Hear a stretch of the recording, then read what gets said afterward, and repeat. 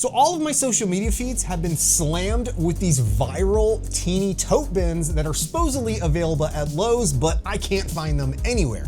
I've also been seeing a ton of different clips and videos of these miniature paint buckets that you can find at Lowe's, Home Depot, as well as a bunch of other stores. And since I can't find the mini viral tote bins for myself, it's gotten me thinking, couldn't I just 3D print these for myself and potentially even save money on them? Well, let's find out and see. Now, before I run off and start trying to print all these miniature things, why don't I see what is actually available out there? So I went to Home Depot and they do have small bins, but they're not the miniature bins that you can find at Lowe's. These cost $2.50 and they are 6.5 quarts, and it's a pretty decent size miniature bin. Now, from talking to someone at Lowe's, those mini viral tote bins aren't something that should be out just yet in the stores. They're supposed to be available later in November, potentially in December, before Christmas. But while I was on the hunt for those mini tote bins, I decided why not pick up some of those miniature paint buckets that you can find at the store. So I found these at Home Depot as well as Lowe's.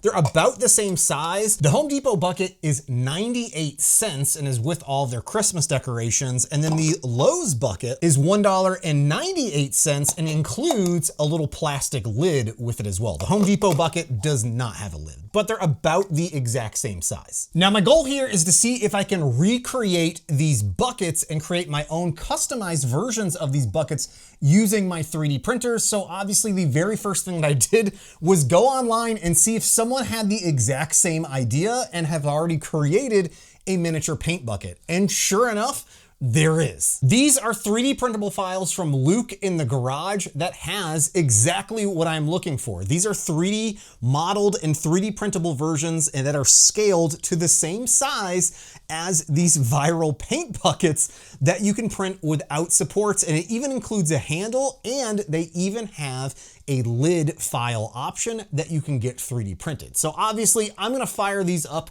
over on my Elegoo Centauri Carbon and get these printing. Now, what I love about these models from LukeInTheGarage is that they are so easy to print. These take just about 1 hour to print, don't use a lot of filament at all, and you can print all the different components in different colors of filament so that you can mix and match these however you want. So if you wanted to create these little silver handles, you can do that. If you wanted a blue bucket versus a white bucket versus a red bucket, you can do that. Now, unfortunately, Elegoo doesn't have their multicolor system available just yet for the Centauri Carbon, but what if I wanted to further customize these buckets with some logos or emblems on the front of them? Well, to do that, I'm gonna bust out my vinyl cutter and get some of those emblems cut out and adhered to the buckets. These turned out so much better than I was anticipating, being able to create my own custom emblem buckets here for different sports teams or brands. I'm a huge fan of Costco, so this was a no-brainer for me. Now, these would make a great unique gift idea for the upcoming holidays and would serve as a really interesting way to hold your pens or other tools, or just have something on display on your desk. There's also other mods that I found online that allow you to print inserts for the buckets to better segment and hold different things inside of them. Not to mention, they all stack together so that you can kind of keep them organized when you're not actively using them. Now, how much is this gonna cost to 3D print your own bucket compared to buying one? The Home Depot bucket, again, is 98 cents. The Lowe's bucket is $1.98. And the total cost for our 3D printed buckets, including the handle and lid, comes to 80 cents. Also, I'm pretty sure that I could fully 3D print one of these buckets faster than it would take me to drive to Home Depot, buy one of these, and drive home. Now, what about the miniature tote bin? There's no way that we're gonna be able to find a miniature version of one of these tote bins online, and I was so wrong. Melissaday has actually created a 3D printable version of these tote bins, and they're in different varying sizes. None of them match the exact dimensions that I could find for the viral tote bins from Lowe's. So I took her file and then readjusted the scale to match what I found online for those viral tote bins. Now, to do all of the printing, I'm using the Elegoo Centauri Carbon, which, if you haven't already guessed it, Elegoo is the sponsor of today's video.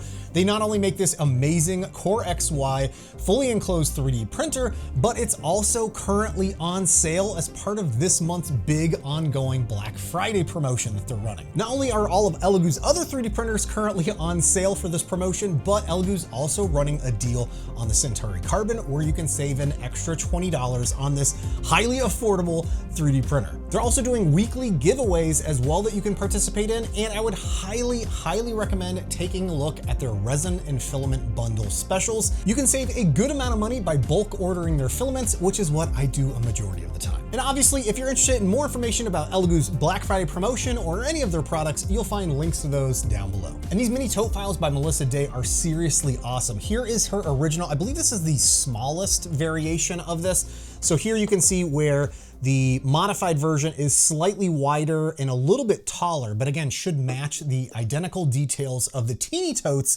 from Lowe's. And one thing that I love about her design is not only does it print without supports, but the lids snap in place. Now, one thing I immediately thought of as soon as I started printing these was I want to create a wooden version of those viral storage shelves that you've seen a lot of times online. Even I built one of those for my studio.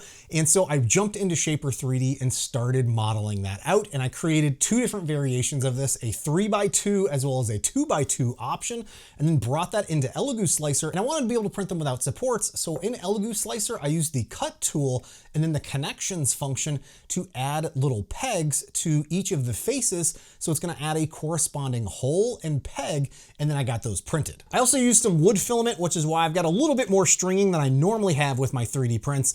And then I can align up those pegs with the holes and snap everything together. Now, this is a little bit cumbersome, and I thought, you know what? Instead of doing this directly in the slicer, what if I just go back into Shaper 3D, trim off the front, and then manually add a whole bunch of pegs that you could then individually print separately, and it makes the whole assembly process so much easier. And I love how these mini storage racks turned out. They perfectly hold each of these little bins here. And what I figure I might end up using mine to store are all of my different accessories, heads and arms and hands for all of my different hot toys and larger action figures. Also, you can really get a better size comparison of the teeny totes that Lowe's is supposedly going to be selling versus this smaller tote that you can get from Home Depot, both of which were about the same price point. And speaking of price points, the tote here from Home Depot was $2.50. The teeny tote from Lowe's is $2.28, so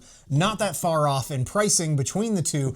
And my 3D printed version of the teeny tote comes out to $1.18 in filament costs. So obviously, I'm gonna be saving a good amount of money by 3D printing my own version of these, and it's gonna achieve the exact same function. And one other really popular miniature product that came out, I think last year, were these mini toolboxes from Harbor Freight that are now, I think, about $20. And it just so happens that ZombieHedgehog has a 3D printable file for a Gridfinity specific toolbox. Now, as you can see, this is a good bit smaller than the official tiny toolbox from Harbor Freight, but it does have 3 drawers, 2 smaller ones and a larger one, as well as a flat top that you can work with. And it has the Gridfinity base pattern that you can insert this into any other Gridfinity organization piece here.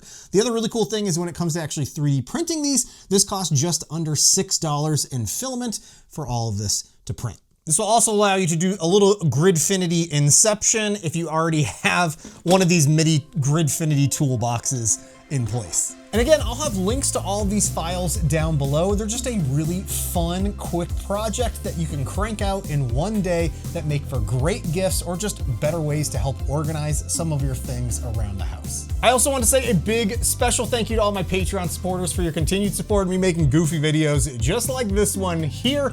If you're interested in more information about my Patreon, you'll find links to that down below as well. And make sure to let me know in the comments down below what you'd end up using to store inside of these teeny tote bins. Again, I'm gonna be using them to store some of the accessories for some of my larger action figures. Hey, thanks so much for watching, all, and I'll see you next time. Bye now. These fries are cold.